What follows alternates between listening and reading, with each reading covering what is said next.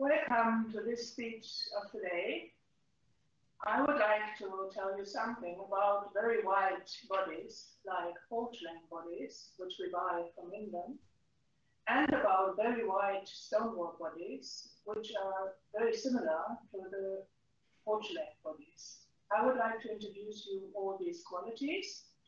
And after the speech, there will be a chat, and you can ask some questions to my colleague Anna. She will collect all the questions, and we will try to answer them after the speech. So now, please switch over to the presentation. So I would like to tell you something about the long way to the final product, and the qualities I would like to talk about are the English porcelain qualities ordinary Blackman. Our article number is 1101, and the porcelain powder 1105. Our stoneware bodies from the Westerwald region are 1100 and 1100 with Chamotte, which is called 1112. So the way how we deliver them are as plastic bodies in 10 kilo bags, the English porcelain in 12.5 kilo bags, and as powder in 25 paper bags, like 1100, or the porcelain powder 1105 in 20 kilo bags. These are special bags from England with a different size and a different weight.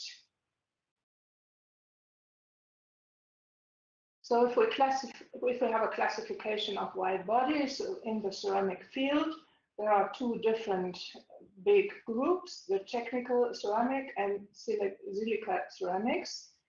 Silicate ceramics is, you have two different ways. You have a porosity, quality with porosity and a quality which is dense, which has no water absorption.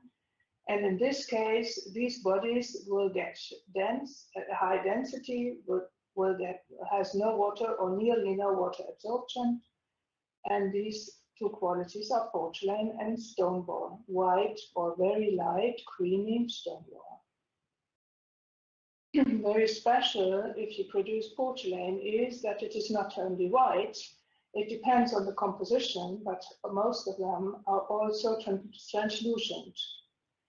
Translucency and whiteness are two items which do not get together always very easily. So very often you have a porcelain which is very translucent but not so white, is more or less transparent, or you have a very white one and it is less translucent.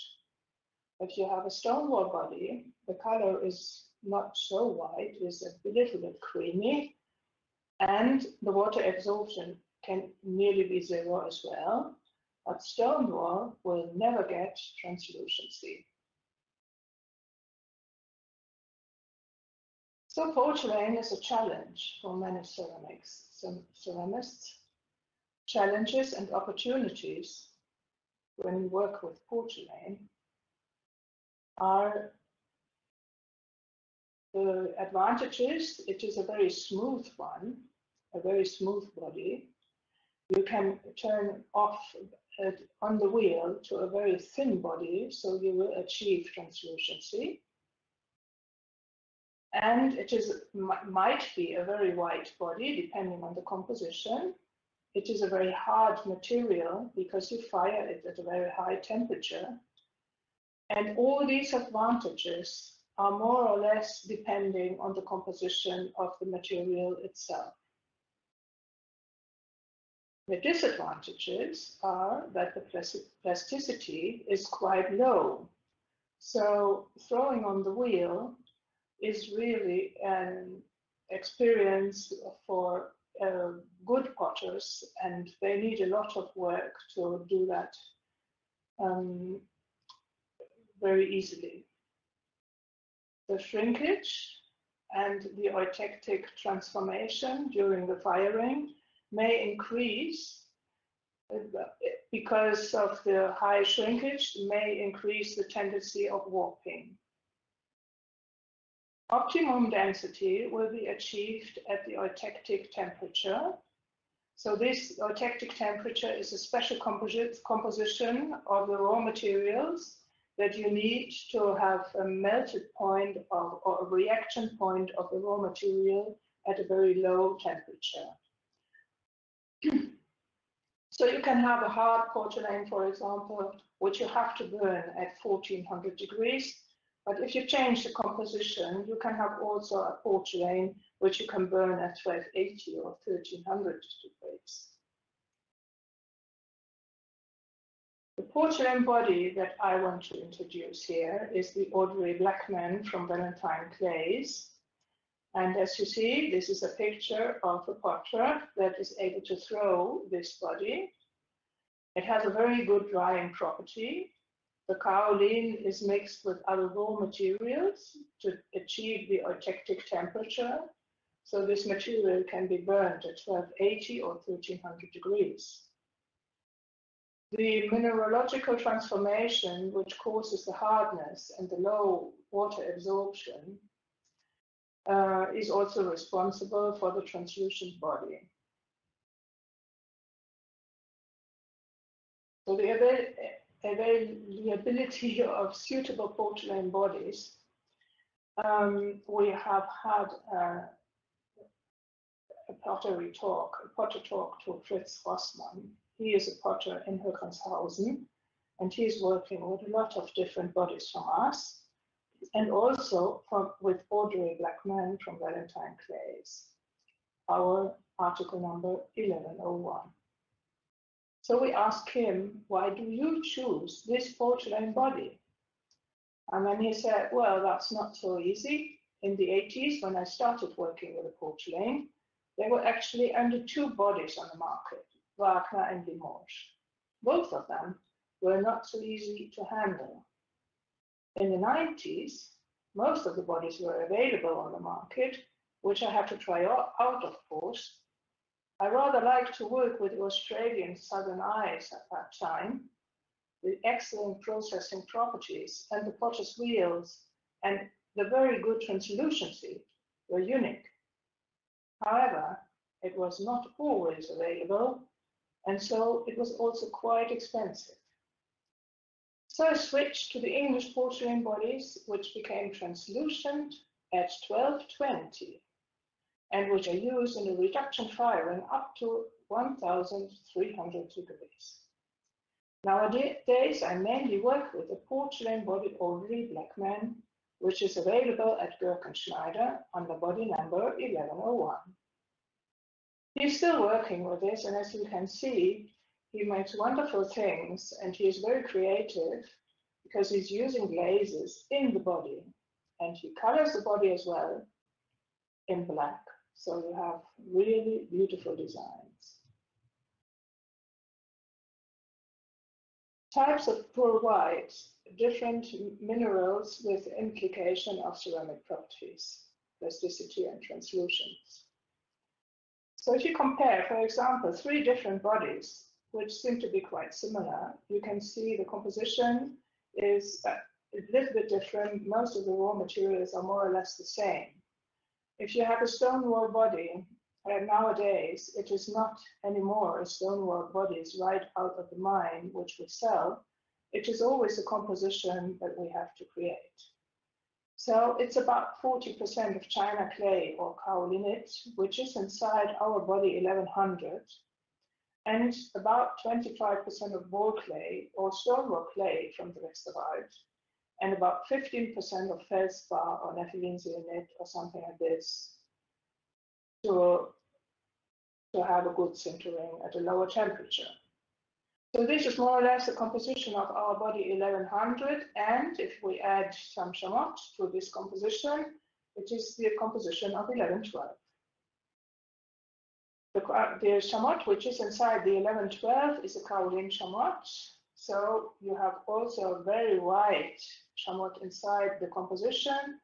Sometimes, if you burn at a high temperature, you can see these very light spots.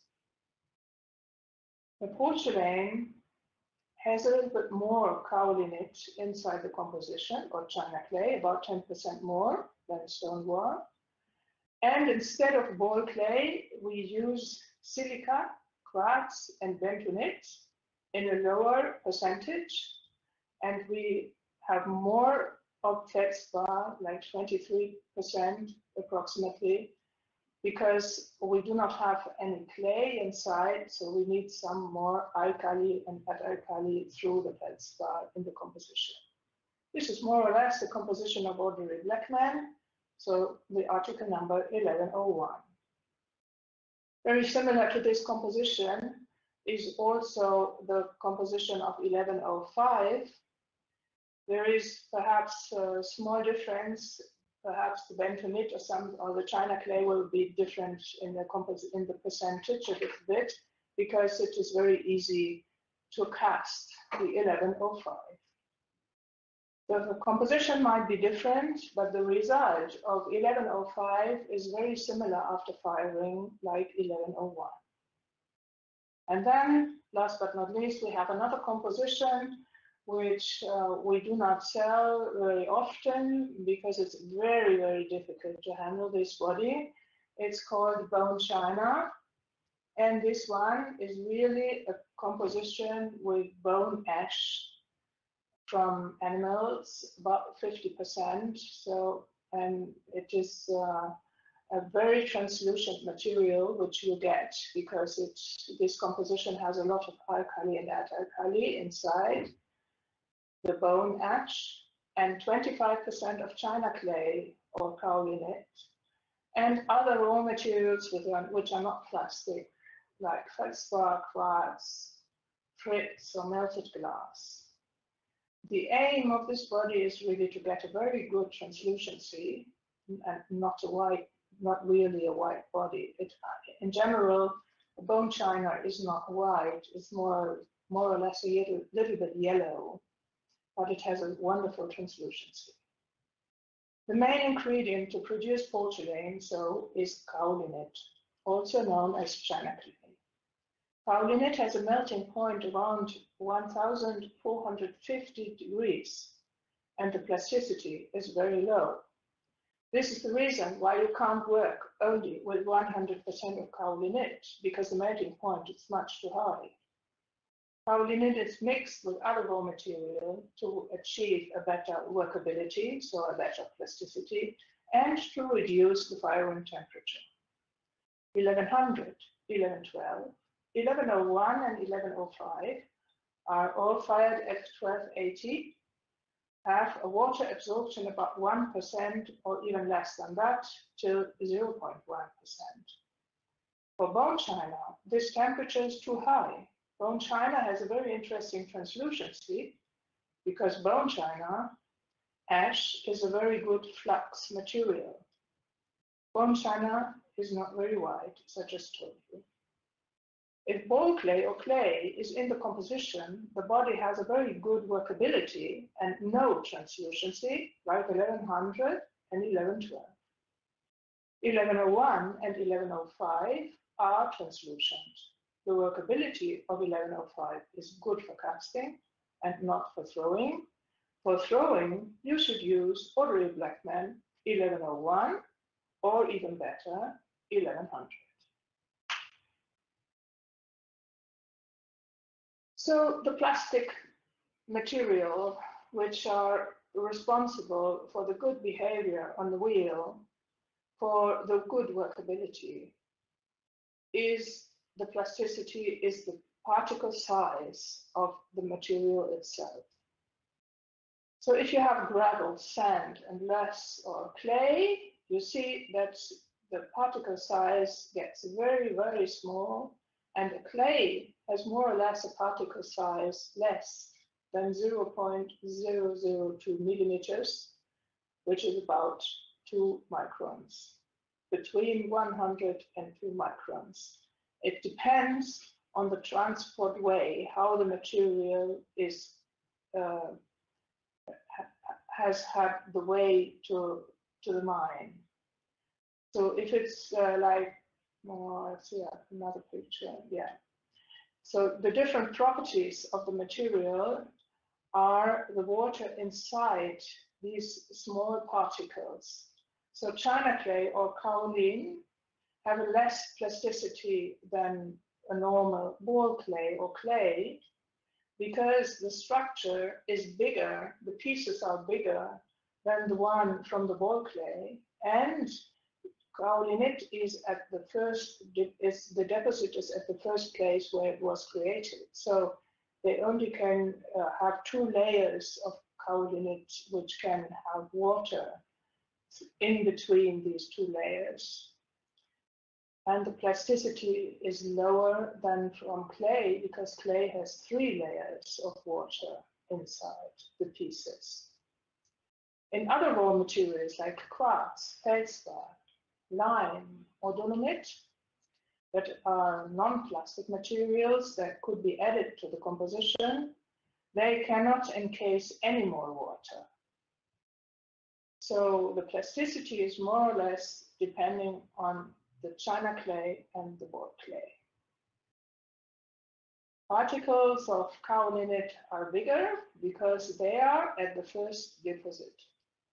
So the firing temperature is higher because they did not encase any cations on the way to the deposit because they haven't had a transport way. If you compare it with the ball clay has loose grind of silicates, allows to integrate water in the structure in 3 layers, and therefore the material has a high plasticity. The typical clay from the Westerwald region shows a high plasticity. The way of transport to the second deposit had been short, so this is the reason why the material is quite white or very light, and the particles are smaller than kaolinite. The firing temperature can be high because there are only a few cations in the grind only. If the transport way is longer, you can get, for example, a red clay or another colored clay, or a clay which is not able to be fired at such a high temperature. Poor, white, but different properties. China clay is the basis of porcelain bodies, and ball clay are used for stoneware bodies. China clay is a sedimentary raw material on primary deposits. Basic compositions for porcelain is kaolinite, feldspar, and quartz. China clay is a layered silicate mineral with 2 layers. It is still at primary deposits. If you have a mine, you collect it still at the primary deposit. Therefore, they show a very high purity and a low percentage of cations. Ball clays are sedimentary raw materials as well, but they are on a secondary deposit. Ball clay is a layered silicate mineral with 3 layers. Loose grind structures because of cations and hydroxides. The lower the quality of cations is, the higher is the purity of a clay, and the way to the second deposit had been short because the material has only small or very small quantity of kaolinites, of cations, sorry, like alkali and atacali, for example. Now I would like to tell you something about the production process, how a porcelain body like 1101 will be produced. This is a wet preparation in filter press. So first of all, you have an extraction and a selection of raw materials of different China clays, for example. You separate into different qualities and you add water to prepare a slip. After that, you put it into the filter press, you press out the water, and you produce noodles in a puck mill after the filter pressing. And in the second picture, you can see these noodles, or noodles, how they will be sold. The red preparation is homogenization and grinding of minerals and china clay noodles in the ball mill. Filter pressing to filter cakes. There the moisture is quite high, it's more than 30%. And the part milling and extrusion of the final porcelain body will be followed after that. In the end, you have these pieces that you see on the last picture, which we put into plastic foil, and you can get them as a 12.5 kilo bag to work with. If you compare this production with the production of the ceramic bodies 1100 and 1112, it is totally different because there we have a dry preparation, which means extraction and selection of ceramic raw materials is the same. So you select, in this case, different clays instead of china clay. You separate it into different qualities, so you have different boxes. Then it's a shredding into small pieces, and you can mix them to have the composition you would like to have. And after that, you start the preparation of the plastic body. For that, first of all, you have to dry this composition and to grind it to all the raw material to a very fine powder. And the moisture has to be less than 1%. To be sure that it is really very dry, we mix this powder of the milled clays and the homogenization to the milled clay mixtures will be made in a silo. The extrusion of the plastified bodies, you add 20% or 25% of water, and of course chamois if you would like to have a clay like 1112 or a body like 1112.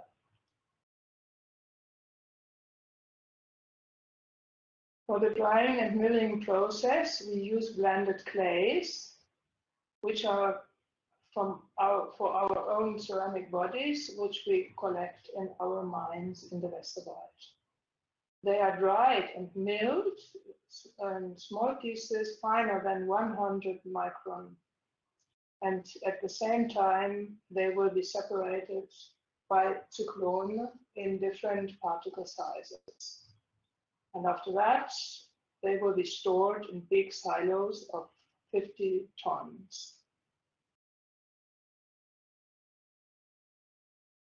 Now you can see some samples concerning the porcelain, what we were talking about, the whiteness and the translucency.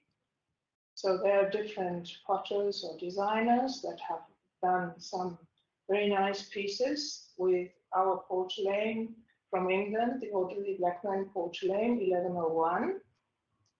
So first of all, you can see a light which is really has a very nice translucency. The second one is from Fritz Rossmann. We were talking with him before. And he had colored, or in this piece you can see that there is a colored piece. This is a stoneware body, a red stoneware body, and he has a combination of both. And the 1105, which is a casting body, we have also some samples from Nana König.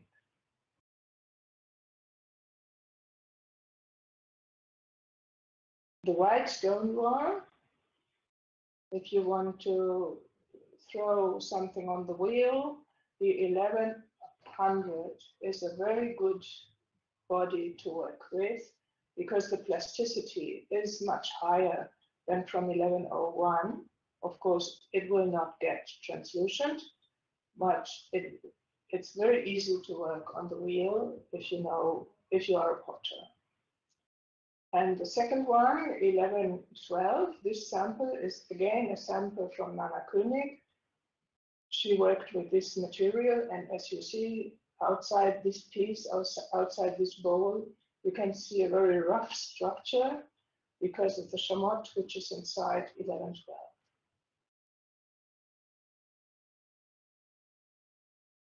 So to summarize everything, you can see here, if you want to throw on the wheel, we recommend the body 1100 or 1101 or the black man. If you want to build up small pieces means perhaps 10 to 20 centimeter maximum, you can use 1100, 1112 or 1101. So the only one with chamotte is the 1112. This, you will see that you will get a very rough surface with that one. But this is very good if you want to produce or you want to build up large pieces. For large pieces, I would recommend to use 1112. If you want to cast, we also offer 1100 as a casting body in 25 kilo bags, or 1105, the porcelain body from England, in 20 kilo bags. If you want to cast, we also have a recommendation how you can make your body fluid, so you can prepare the body by yourself. So if you have any more questions, we really would like to help you. Please get into contact with us through the chat or by email, or just give us a call, give us a ring. We would like to help you in any case.